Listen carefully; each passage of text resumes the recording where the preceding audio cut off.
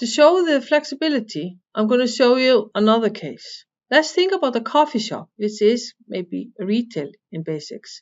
And the coffee shop is selling coffee. And the coffee can be sold in different sizes.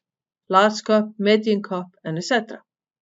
So let's start to see how this is sold in the POS.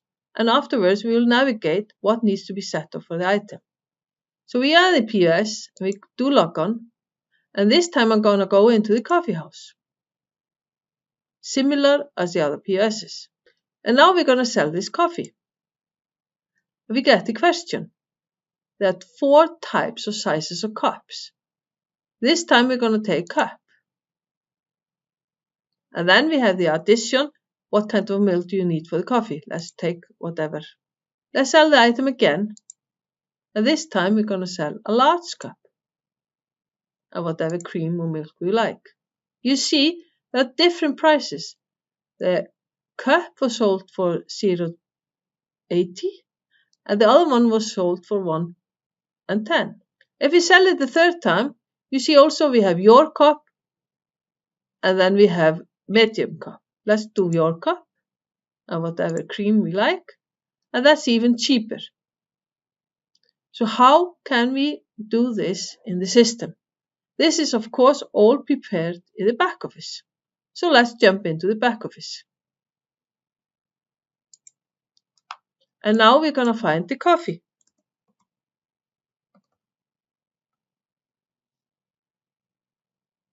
And I know this is item coffee. And you will see the base unit of measure for this item is cup. So the price is here. And you see there are more lines down here. There are a few things we need to look at. Base unit of measure is 1. Then there's another one, UOM, unit of measure pop-up on POS, is enabled. So what does that mean? We go to master data here and unit of measure. So this item has been made available in cup, which is in bold, that's the base unit, in bring your own unit of measure, large cup and medium cup. The GR grams is for the recipes, but that's not allowed in the POS. We need to insert the different options we like to use, or we like to sell the item in, and we have to make sure that they are marked here, and then we can create the quantity per unit of measure here. The next thing to do is to go into prices and discount, and we need to have these lines in sales price lists.